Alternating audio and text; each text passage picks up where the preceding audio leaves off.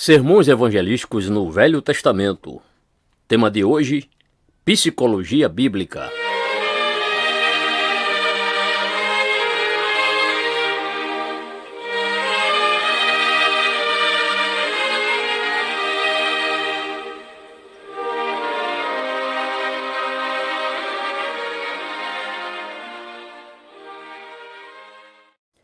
E o ouviu Adonias e todos os convidados que estavam com ele, que tinham acabado de comer.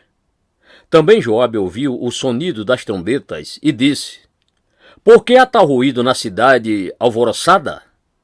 1 Reis, capítulo 1, verso 41. Aqueles que dentre vocês se interessam por assuntos literários e que, embora realmente não tenham lido nenhum dos livros e produções modernos, contudo se interessam por eles o suficiente para ao menos lerem as resenhas e críticas deles feitas, e que nos são oferecidas diariamente pelos jornais, terão aprendido que, entre as numerosas mudanças revolucionárias ocorridas nos métodos e expressões que são tão evidentes no mundo, nenhuma há que, talvez, seja tão notável como a que ocorreu no modo e estilo de escrever biografias. Os poetas sempre têm exercido, ora mais, ora menos, o direito de variar o método ou a métrica. A licença poética não é coisa nova ou ultramoderna, mas até tempos relativamente recentes, raramente havia, se é que havia alguma, variação no estilo e no método de escrever biografias. Havia um tipo definido e fixo, talvez modelado por obras como A Vida de Johnson, de Boswell, e outras similares. E esse método consistia em, primeiro, expor de maneira tão elegante e atraente como o escritor pudesse dominar os acontecimentos principais e às vezes até alguns dos fatos comuns e aparentemente triviais da vida do homem ou do objeto em foco. A biografia era, na realidade, uma vida da pessoa. Noutras palavras, o autor apenas compilava e expunha tudo o que, sob o biografado, parecia ter alguma importância. Partir do seu nascimento, dos seus pais, do seu comportamento, na infância, sua escola, etc. Prosseguindo até suas derradeiras palavras, sua morte, seu sepultamento e talvez incluindo uma espécie de epílogo, no qual a sua influência após sua morte era apressadamente indicada. Essa era a velha ideia sobre como redigir uma biografia. Mas dentro dos últimos 20 anos tem havido grande mudança. E o novo tipo de biografia é muito diferente de tudo aquilo. A simples narração dos fatos, incidentes e detalhes que caracterizam o velho estilo é escarnecida. Não somente com base em que isso é insuficiente, mas também em que é enganoso. O que se pensa é que, se os fatos coligidos e registrados devem ser corretamente apreciados, e se hão de ter algum valor para nós, também devem ser examinados e analisados. Em decorrência disso, a biografia moderna não é meramente uma narração de fatos, mas é, acima de tudo mais, uma tentativa de análise psicológica desses fatos. O biógrafo moderno não se detém na exposição de fatos. Seu desejo é explicá-los. Ele não se contenta em afirmar que tais e tais coisas aconteceram. O que lhe interessa é saber por que aconteceram. Um historiador moderno dessa escola uma vez explicou a coisa toda perfeitamente quando disse: o que é realmente importante não é quando Colombo descobriu a América, mas antes, por que Colombo descobriu a América. Noutras palavras, o biógrafo tem tanto interesse pelo cenário de fundo como pela cena do primeiro plano. Para ele, a ação e a reação dos diversos fatores e forças que vão apresentar o homem e a sua ação é que realmente importam.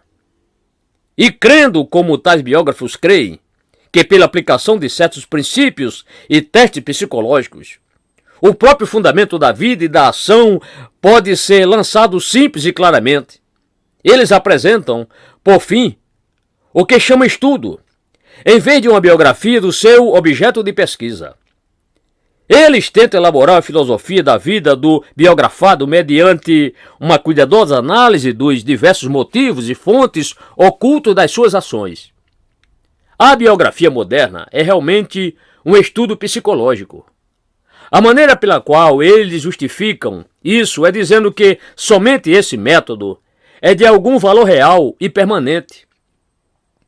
Se havemos de auferir algum proveito do estudo da vida destes homens, dizem eles, não devemos abordar os fatos como se fossem algo que simplesmente aconteceu. Temos que compreender que eles são o resultado de certas condições, de certos fatores aos quais o homem reagiu acertada ou erradamente. E o resultado de tal estudo será que, quando nos virmos em circunstâncias parecidas, ou nos defrontarmos com condições similares, aproveitando o que lemos, saberemos exatamente o que fazer. Evitaremos as armadilhas e a reação errônea e faremos meramente o que é certo.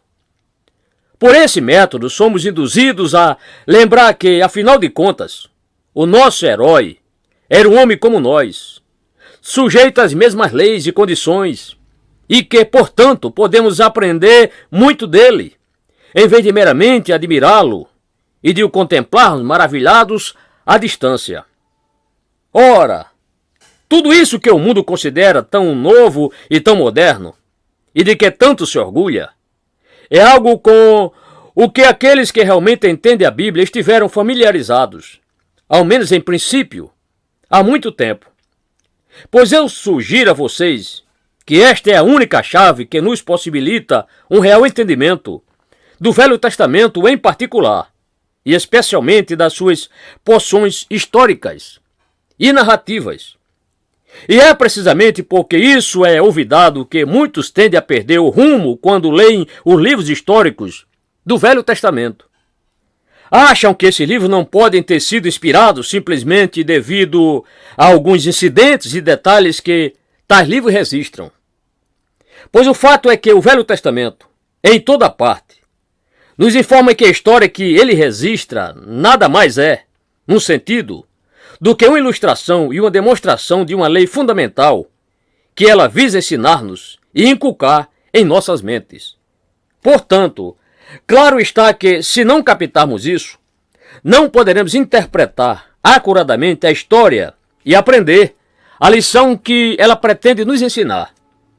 Noutras palavras, por trás do Velho Testamento e de seus vários escritos, há um plano bem definido, exatamente como ocorre com as biografias psicológicas modernas. O Velho Testamento parte da declaração de uma determinada lei, que ele pretende que governe e controle toda a nossa vida. A obediência a esta lei, diz-no ele, levará a certos resultados, e a quebra da lei, de igual maneira, nos leva a resultados opostos e contrários. Vez por outra, a lei é repetida, é inculcada em nós, e cada vez a declaração da lei é acompanhada por uma clara indicação da bênção ou da maldição que se segue à obediência ou à desobediência, respectivamente. O objetivo das porções históricas das Escrituras, com todos estes relatos e biografias de reis, príncipes, generais e grandes homens, é apenas ilustrar a lei e mostrar que ela funciona perfeitamente na prática. A história não nos é dada meramente como história, mas com a finalidade de que vejamos o plano de Deus e a lei de Deus em ação. Vê-se tudo isso à perfeição, em ocasionais salmos nos quais o salmista, consciente e deliberadamente, revê a história do seu povo à luz deste princípio. A Bíblia não está interessada em meros fatos como tais, e nunca se contenta em apenas relatar os fatos. Seu objetivo é que captemos o seu sentido e entendamos realmente a sua significação mais profunda. Os fatos e a história são apenas ilustrações do princípio fundamental. Mesmo os reis e os príncipes não têm importância nenhuma, a não ser do ponto de vista da relação deles com Deus. Vemos, assim, que a Bíblia segura aí definitivamente faz o que caracteriza o tipo moderno de biografia e de história. Naturalmente, o grande ponto de diferença é simplesmente a natureza da psicologia. E é uma diferença vital. O que nos choca desde logo, quando comparamos as duas, é a simplicidade e clareza do método bíblico, quando contrastado com o outro. Na esfera secular, toda espécie de motivos, influências e fatores são considerados e evocados. E existem muitas escolas rivais, com suas teorias e ideias rivais, todas tendo o propósito de explicar a mesma série de fatos, frequentemente em completa contradição umas com as outras. Mas a psicologia bíblica é simples. Ela reconhece apenas um fator. Interessa-se unicamente por uma influência. Diz ela que a chave para todos os muitos e variados problemas acha-se num só fato, que é o pecado. Sua psicologia é mais séria e mais profunda do que a da moda no presente, e também é mais acurada. Na verdade, ela trata com o maior desprezo o que um método moderno de análise considera como seus princípios básicos.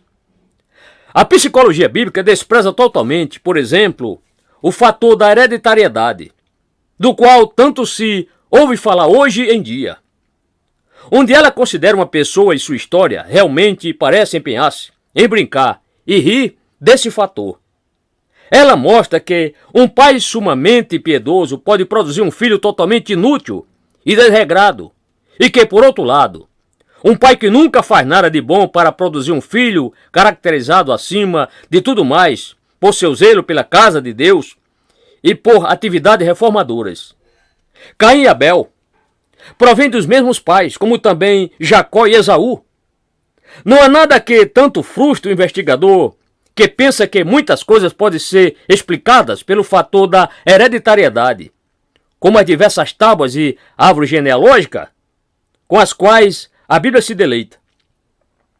O fator ambiental é tratado precisamente da mesma maneira. O melhor e mais ideal ambiente pode levar aos resultados mais catastróficos. Logo no início, somos levados a lembrar que a queda ocorreu no Éden, mesmo no paraíso. Depois, o grande Abraão, amigo de Deus, pai da raça judaica, proveio de uma tribo pagã. E eu poderia continuar mostrando a vocês que a melhor e mais cuidadosa criação recebida não mantém um homem reto. E que outras vezes crianças criadas no meio da idolatria e de maus procedimentos se tornaram pessoas santas. E ainda que irmãos e irmãs no mesmo ambiente se comportam de maneira inteiramente diversa. De novo, a mesmíssima coisa pode ser demonstrada quando são levados em consideração os fatores treinamento e educação, intelecto e faculdades naturais, riqueza, etc. Homens capazes são revelados como sendo tão falíveis e frágeis como outros. Até mesmo Salomão morre sob sombria nuvem. Mas eu imagino alguém tentando responder a tudo isso dizendo que o tempo todo eu só considerei fatores externos. Quer dizer o temperamento? Pergunta o crítico. A resposta continua sendo a mesma. Alguns dos homens piores e mais selvagens transformam-se nos melhores. Encarem a Bíblia e seus registros meramente do ponto de vista das ideias modernas e dos métodos psicológicos modernos. E ela permanece uma completa miscelânea de fatos discordantes, que não há como harmonizar e que frustram toda tentativa de classificação e ordem. Entretanto, abordem-na à luz da psicologia que a própria Bíblia sugere. Encarem-na com a chave chamada pecado e vocês verão cada uma das portas se abrir e o novelo intricado, de repente, desenredar-se. Tomem qualquer caso que queiram. A chave sempre funciona.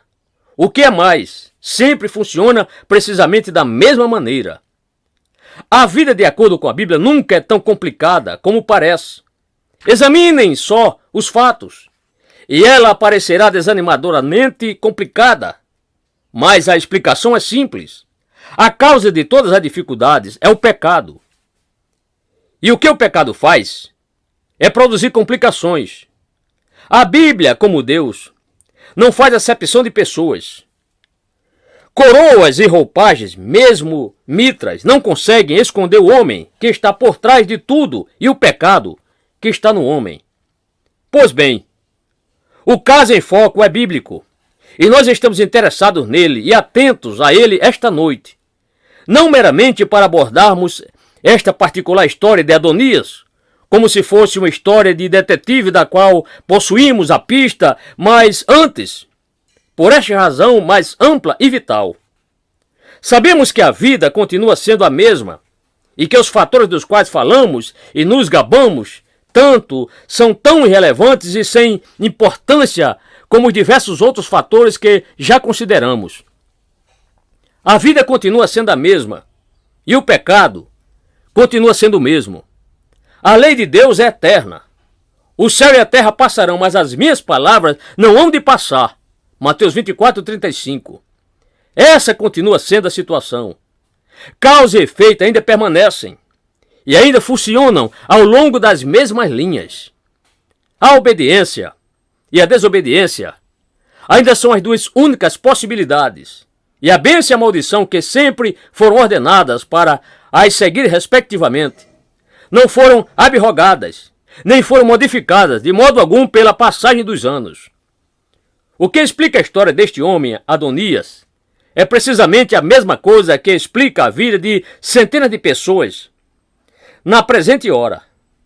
A história dele pode ser lida apenas como uma história, e então nada se ganha nem se aproveita dela. A vida de muita gente hoje parece estranha, esquisita e inexplicável. Mas, quando vocês a considerarem totalmente à luz do que a Bíblia ensina sobre o pecado, a coisa toda se tornará perfeitamente clara. Abordemos então esta história dessa maneira, com os olhos fixos, especialmente na chave psicológica infalível que, como lhes mostrarei, nos é dada na própria narrativa. Queira Deus que, ao fazermos isso, muitos se enxerguem e vejam seu erro neste homem e em sua vida, e mais, que sejam levados a valer-se da única solução verdadeira, do único remédio realmente eficaz. Primeiro, devemos começar pelo começo, por onde a história começa, e ali descobrimos que de imediato nos é dada a chave para o entendimento de tudo quanto aconteceu. Ouçam as palavras de 1 Reis 1, verso 5. Então Adonias, filho de Agite, se levantou, dizendo: Eu serei rei. Noutras palavras, devemos começar pela consideração da natureza do pecado. Obviamente, não podemos tratar da natureza do pecado exaustivamente, mas podemos ao menos observar o ponto principal sobre ela, o ponto que sempre a caracteriza e que é sempre responsável por ela. A expressão se levantou, na versão autorizada, se exaltou, exprime isso perfeitamente. O pecado é orgulho, arrogância, presunção. Sempre leva à rebelião. Vocês veem isso claramente no caso deste homem Adonias. E ele achava que devia ser rei, que tinha direito de ser rei. Seu pai envelhecera, era mais ou menos incompetente. E era evidente que Salomão era o seu favorito e daí, provavelmente, seria nomeado seu sucessor. Ora, para Adonias tudo isso estava muito errado. Ele se julgava o melhor homem em todos os aspectos para exercer o ofício de rei. Que importava o que seu pai dizia ou pensava? Ele sabia o que estava fazendo. Ele tinha capacidade e o direito. Ele queria aquilo, desejava ser rei. Queria governar o país a seu modo e fazê-lo muito melhor do que ninguém.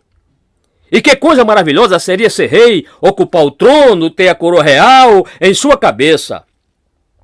Não mais mero filho de rei, que tinha que obedecer, mas a pessoa suprema, acima de todas as do território, com todo mundo lhe fazendo mesuras, todo mundo pendente da sua palavra e o povo gritando: Deus salve o rei!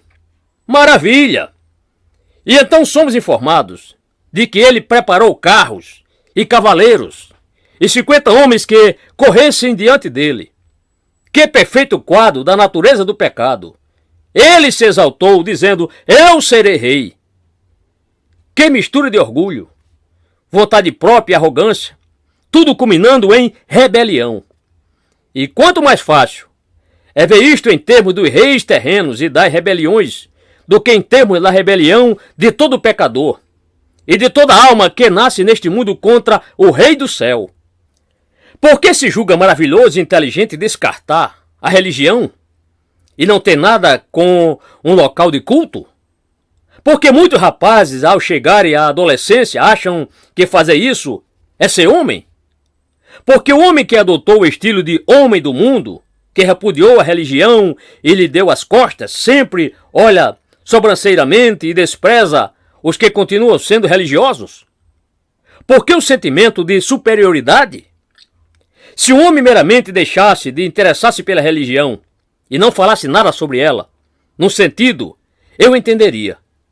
Mas é precisamente isso que os que desprezam a religião nunca fazem. Eles persistem e têm que persistir em falar sobre ela e em tentar ridicularizá-la. Por que esse sentimento? Por que o calor? Por que o amargor cruel? Qual é a dificuldade? Não precisamos estender o olhar para longe para descobrir a resposta. Basta ouvir o que os homens dizem. Basta ouvir os nossos próprios pensamentos e sentimentos naturais. E se o fizermos, descobriremos que é precisamente a mesma coisa que a que vemos no caso de Adonias e, de fato, a que vemos no caso de Satanás logo no princípio. Continua sendo o mesmo sentimento de orgulho e de rebelião. Prevalece ainda a mesma tendência de perguntar: e Deus disse? E por que Deus disse? Adonias achava que estava sendo rebaixado e mantido por baixo, que lhe faltava liberdade. É precisamente por isso que os homens e as mulheres fazem objeção à religião na atualidade.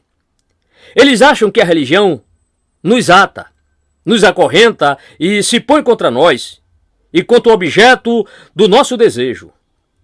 Há certas coisas de que gostamos e que desejamos fazer, mas aí está a lei de Deus, que se põe no caminho e que proíbe justamente o que desejamos. A Bíblia, o ensino da igreja e a vida dos santos se interpõem entre nós e as coisas que mais atraem os nossos corações. Claro está que não colocamos as coisas nestes termos quanto a nós. Como Adonias, sempre procuramos conduzir o argumento no alto nível e apresentá-lo como algo razoável e intelectual.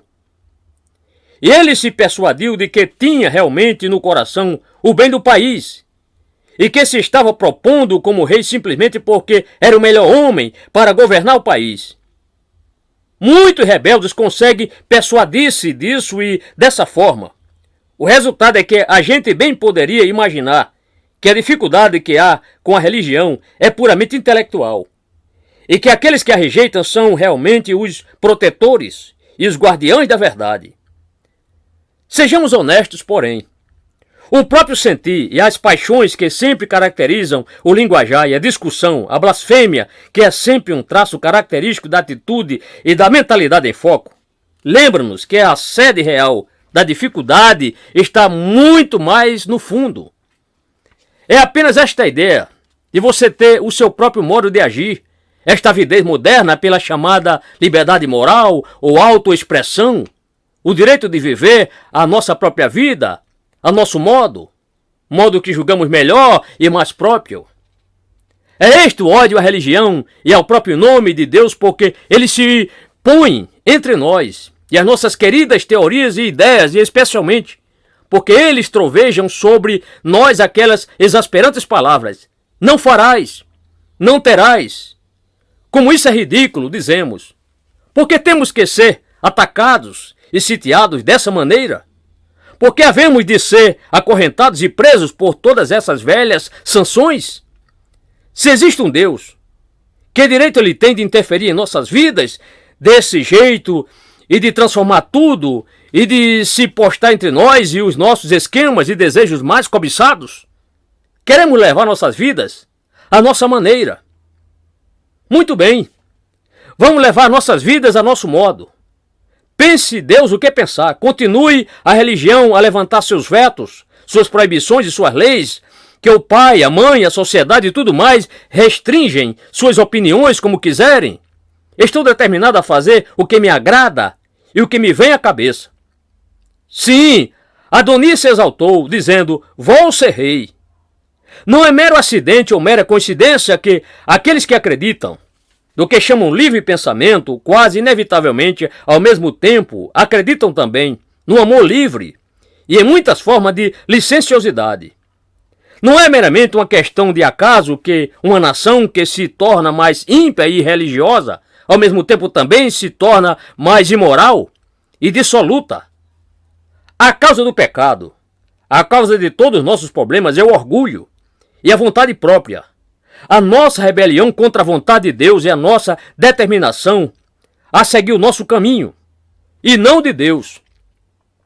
Segundo, mas em 1 Reis 1, verso 7, somos movidos a uma outra coisa que também é invariavelmente uma verdade nesta conexão, qual seja, nunca falta encorajamento a quem procede dessa maneira, pois ali nos é dito, e tinha inteligência, isto é, acordo com Joabe, filho de Zeruia, e com Abiatar o sacerdote, os quais o ajudavam seguindo Adonias. Captemos o pleno impacto desse versículo. Joabe era um grande homem poderoso, um dos soldados mais valorosos daquele tempo, e um que tinha permanecido fiel a Davi na época da rebelião de Absalão. Quanto a Abiatar, ele era de fato um dos dois principais sacerdotes, e também um homem que fora fiel a Davi naquele período crítico da sua história. Adonias deliberou com eles, e eles, concordando com ele e dando-lhe ânimo, seguiram-no. Se Adonias não tivesse recebido esse encorajamento, talvez não tivesse prosseguido em seu intento, mas tendo sido incentivado, não havia o que o detivesse. Ele desejou fazer tal coisa. Depois houve pessoas que concordaram com ele e lhe asseguraram que ele estava certo. E eram pessoas importantes. Mal preciso explicar o que estou querendo dizer. É tudo um quadro perfeito. Ninguém peca sozinho. Nenhum homem está isolado em sua rebelião contra Deus. Ele sempre pode citar em seu apoio grandes nomes, nomes inspiradores e impressionantes. Ele pode dizer que praticamente todos os romancistas do seu tempo concordam com ele e que a alta sociedade está absolutamente sólida a seu lado. Basta que veja a maneira pela qual os chamados grandes da terra passam o dia de santo repouso semanal e que ouça os mexericos sobre a vida privada e o comportamento deles para ter plena confirmação de tudo aquilo em que ele acredita e de tudo o que ele quer fazer. Às vezes sofre grandes choques, mesmo os Joabes, homens que sempre foram leais e fiéis, e em quem a gente pensava que podia confiar implicitamente neste aspecto, mostra que estão realmente do outro lado. Pois se até Abiatar concorda. Sim, até sacerdotes e pessoas que ocupam posições elevadas e de grande responsabilidade na igreja de Deus, muitas vezes apoiam o rebelde, e com seus discursos e sermões, que a imprensa diária está sempre tão pronta a divulgar completamente. Parece fazer o máximo para negar o poder de Deus e o miraculoso, e para solapar totalmente o Evangelho, que fora da morte do Filho de Deus, a fim de purificar para si um povo seu especial, zeloso de boas obras. Tito 2, verso 14. Decida dar as costas a Deus e viver de acordo com as suas próprias ideias, e o mundo o ajudará. Os Joabe e os Abiatares do mundo estarão do lado de você. Você será popular. Se você vai ser guiado pelas opiniões dos homens, e não por sua consciência e pela palavra de Deus, não pode haver dúvida nenhuma quanto ao resultado. O mundo encoraja todos os homens a errar. A sociedade é tão organizada e tão dinâmica que é pouco menos que impossível a pessoa manter-se e perseverar íntegra e reta. Em seu pensamento e em sua filosofia, em suas lisonjas dirigidas a nós e em seu encorajamento a que nos livremos de todo o velho absurdo acerca da religião, a que nos expressemos pessoalmente e a que sejamos homens em suas sugestões e em seu empenho em inspirar-nos, em seus prazeres e entretenimentos e, acima de tudo, por seu exemplo, a sociedade faz tudo o que pode para animar-nos e desafiar Deus e a seguir o caminho escolhido por nós. Com plena verdade, Paulo escreveu aos Coríntios: porque, vede, irmãos, a vossa vocação, que não são muitos os sábios segundo a carne, nem muitos poderosos, nem muitos nobres que são chamados. 1 Coríntios 1, 26. Sim, Joabe e Abiatar concordaram com Adonias e o ajudaram. Terceiro, passemos agora ao versículo 9, onde lemos: e matou Adonias ovelhas e vacas e bestas cevadas, junto à pedra de Zoelete, que está junto à fonte de Rogel, e convidou a todos os seus irmãos, os filhos do rei, e a todos os homens de Judá, servos do rei. Que significa isso? Simplesmente outro conhecido princípio, qual seja que a vida de pecado contra Deus, a rebelião contra o Todo-Poderoso sempre se manifesta por algum tempo com alto sucesso. Diz o versículo 6 que nunca seu pai o tinha contrariado, dizendo: por que fizeste assim? Adonias, animado pelo sucesso e pelo apoio, passa a oferecer um grande jantar, uma grande festa. Que tolice seria hesitar por um momento acerca disso tudo? Ora, tudo ia tão bem. Quão ridiculamente consciencioso e escrupuloso ele teria sido se examinasse a si mesmo quanto à questão de se exaltar como rei. Ora, a coisa era obviamente correta e o sucesso era maior do que jamais ele tinha imaginado.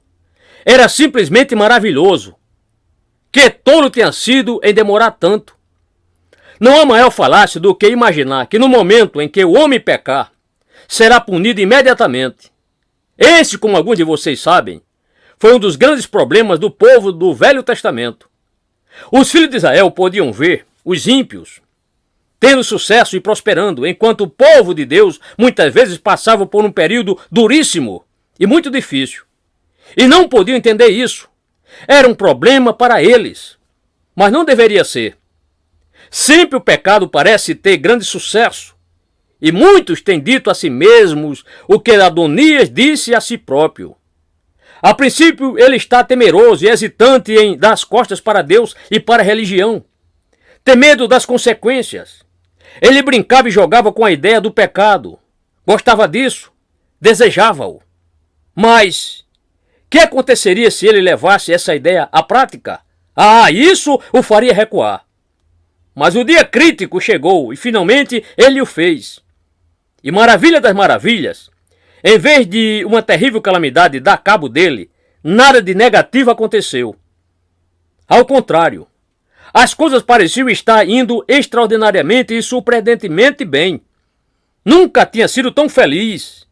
Fazer tudo o que desejava, fazer e, contudo, ter sucesso e prosperar no mundo. Banquete ordenado e amigos convidados. Que tolice, que infantilidade, que superstição, que antiquado seria recuar por temor de Deus e por medo do castigo e da retribuição. Esta vida livre é simplesmente maravilhosa. Nada de ir à igreja domingo, nada de temer fazer o que quisermos neste dia. Não mais o miserável argumento e a constante briga com a consciência por certas coisas. Liberdade, gozo, varonilidade, sim, sucesso e prosperidade. Está tudo bem. É possível gozar os prazeres do pecado? Claro que é. Examine a história, examine o mundo esta noite, examine Adonias em sua festa no versículo 9. 4. Mas devemos passar depressa adiante, pois a história não termina ali. O próximo versículo no qual vemos Adonias é o versículo 41, o particular versículo que escolhi para texto deste sermão. Perguntei se é possível gozar os prazeres do pecado e respondi dizendo, claro que é. Mas aqui, somos levados a recordar a resposta que Moisés deu a essa pergunta, conforme o escritor da Epístola aos Hebreus. que nos diz que Moisés escolheu antes ser maltratado com o povo de Deus do que por um pouco de tempo ter o gozo do pecado. Hebreus 11, verso 25. Aqui a questão é posta nestes termos. E ouviu Adonias e todos os convidados que estavam com ele o som das gaitas e as manifestações de grande alegria do povo durante a unção de Salomão como rei, que tinham acabado de comer. Adonias e seus convidados estavam na festa e, como estavam gozando! A comida era perfeita, a companhia e a sociabilidade, brilhantes e cintilantes, os oradores se superavam em qualidade e a música fora soberba. Longa vida para o rei Adonias! Indubitavelmente o homem mais excelente que poderia encontrar. As glórias de Davi logo ficarão reduzidas a nada em comparação com as de Adonias. Viva o rei! Esses eram os gritos que constantemente marcavam o passo do andamento das coisas. Nunca Adonias fora tão feliz, afinal, rei, e cercado por tão maravilhosos amigos que tinham acabado de dizer em seus discursos que arriscariam tudo, a própria vida, por um homem tão grandioso e tão maravilhoso. E os atos do evento estavam chegando ao fim e estavam prestes a despedir-se uns dos outros quando, de repente, ouviu-se outro som. Que será? Não é nada. Mas eis que se ouve de novo. Que será? Que poderá ser? Por que a cidade está alvoroçada? Que significa isso? Será apenas o eco dos aplausos feitos a Adonias? Mas não. O som não parece isso. E vem avançando em direção ao recinto do banquete. Que poderá ser? Vejam os rostos desses homens e observem a sua consternação e o seu temor. Chegam então alguns trazendo a notícia da unção de Salomão, justo quando eles tinham acabado de comer. Como isso é verdade a respeito do pecado sempre e em toda parte. O gozo do pecado, sim, mas por um pouco tempo. O tempo pode variar consideravelmente em sua extensão e em sua duração, mas é sempre um certo tempo e sempre termina. Às vezes termina muito depressa e ocorre uma tragédia mais ou menos imediata. Mas às vezes tem demorada continuidade e parece interminável.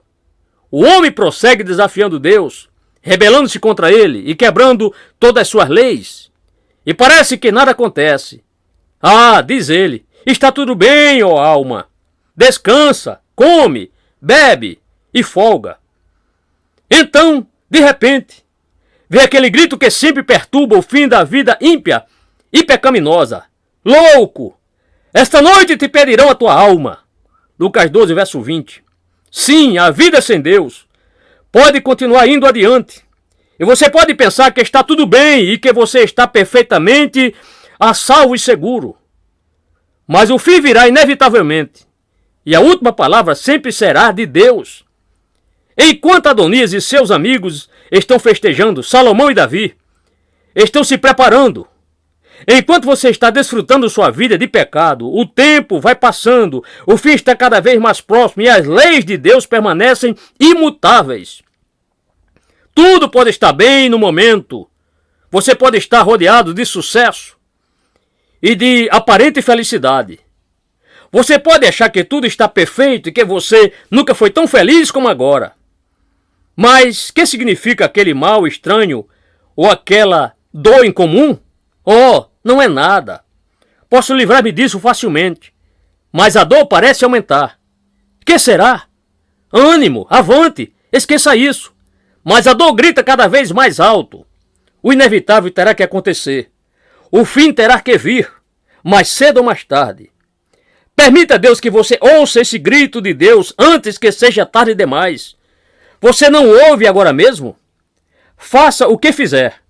Você não escapará de Deus. Vá aonde for, nunca escapará da sua presença.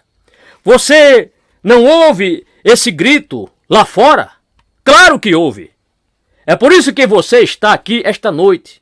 A tropa de Deus em marcha está mais perto. Você ouviu um ruído estranho, uma estranha notificação. Você percebeu que nem tudo está bem. Preste atenção na tropa em marcha. Ouve-se o seu ruído cada vez mais alto, cada vez mais próximo. E o pior é que você não pode fazer nada para impedi-la. Você já não se sente um pouco infeliz? Não está começando a fazer perguntas sobre a sua vida? Não se sente um tanto inseguro acerca dessa realidade toda? Preste atenção nesse ruído.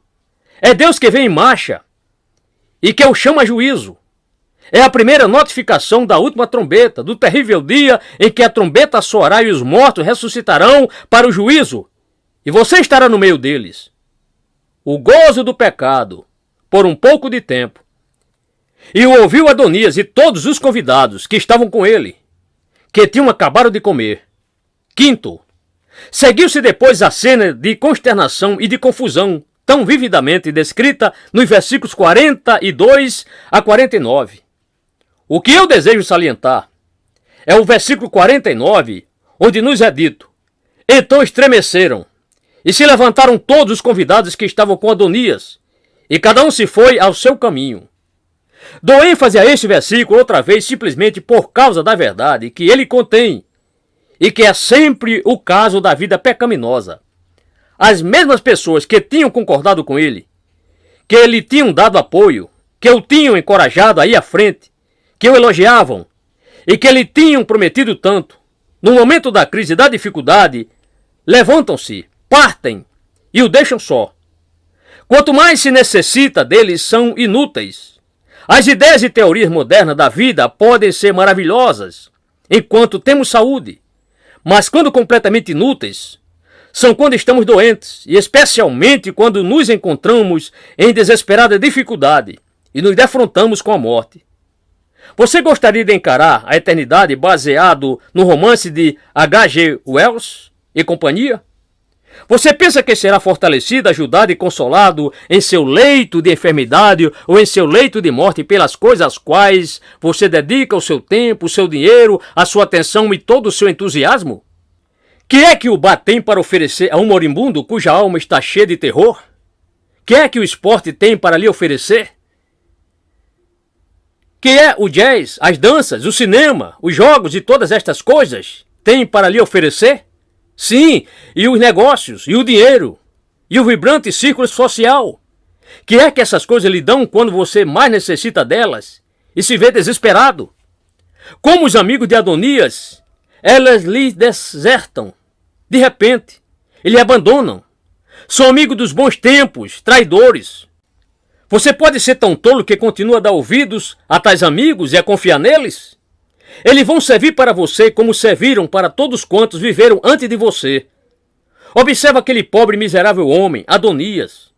Veja o seu terror, o seu susto e o seu medo. Observe-o quando ele corre para o altar e se agarra aos chifres. Não haveria algo aviltante nisso tudo?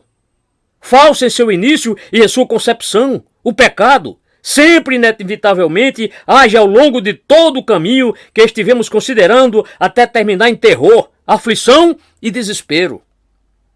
O que é errado em si e em sua essência só pode resultar em problema. Como diz Tiago, havendo a concupiscência concebido, dá à luz o pecado, e o pecado sendo consumado gera morte. Tiago 1, verso 15. Sexto, que se pode fazer? Há alguma esperança? Tal é o plano divino subjacente a estes registros que mesmo essas perguntas são indicadas claramente nesta história do Velho Testamento, nos versículos 51 a 53. Salomão soube do medo e do terror de Adonias e do seu clamor por sua vida, e disse Salomão: se for homem de bem, nenhum de seus cabelos cairá em terra. Porém, se achar nele maldade, morrerá. E enviou o rei Salomão e o fizeram descer do altar. E veio e prostrou-se perante o rei Salomão, e Salomão lhe disse: vai para tua casa. Apesar da sua rebelião e de todo o problema que lhe tinha causado, Salomão está disposto a absolvê-lo e a perdoá-lo, com a condição de que ele reconheça o seu erro e lhe prometa ser-lhe fiel e leal no futuro. Ele manda buscá-lo e lhe diz isso. E quando Adonias se inclina diante de Salomão e declara sua lealdade, tudo fica bem e Adonias volta para casa perdoado. Que tênue sombra tudo isso é do que Deus faz com o pecador. Apesar de tudo o que temos sido e temos feito, apesar de toda nossa rebelião, desobediência, arrogância, orgulho e luxúria, Deus está disposto a nos perdoar e a esquecer tudo, desde que tão somente veja que estamos verdadeiramente tristes e arrependidos. Ele não tem prazer na morte dos ímpios. Salomão mandou seu servo buscar Adonias. Deus, ó infinita condescendência e amor, enviou seu Filho unigênito para nos buscar. Ele o enviou àquela cruel morte e vergonha na cruz do Calvário. Você pode ser perdoado eternamente. Todos os seus pecados podem ser apagados. E você não será somente restaurado à sua antiga posição, como aconteceu com Adonias. Você será promovido à posição de filho. E Deus o fará herdeiro da eternidade. Essa é a oferta. Mas as condições impostas por Salomão a Adonias continuam válidas. É preciso que você mostre que é homem de bem. Eis aqui uma oportunidade para você. Você está na presença de Deus, Pai e de Jesus Cristo. Você é genuíno. Então, incline-se diante dele, como Adonias se inclinou diante do rei Salomão. Reconheça Deus e faça isso publicamente. Seja homem de bem. Abandone o seu pecado e o caminho do mundo. Afaste-se dele. Volte para Deus e reconheça-o. Confesse-o. Lance-se sobre a sua misericórdia em Jesus Cristo. Entregue-se inteiramente a Ele. Ele está pronto e esperando para recebê-lo. Ele dará a você um gozo que não terá fim, um amor que não pode cessar. Ele não te deixará nem te desamparará. Hebreus 3, verso 5. Aconteça o que acontecer com você. Lance-se sobre o seu amor. O amor que Horatius Bonar podia exaltar cantando. Ele abençoa agora e para sempre abençoará. Ele me salva agora e salvará para sempre. Ele me sustenta nos dias do meu desamparo. Ele me mantém seguro sobre cada onda encapelada. Aí está a oferta. Você apenas precisa reconhecer o seu pecado e a sua rebelião e inclinar-se diante dele. E quando o fizer, ele não dirá como Salomão, vai para a tua casa, mas sim, vem a mim. Vinde, bendito de meu Pai, possuir por herança o reino que vos está preparado desde a fundação do mundo. Mateus 25, 34.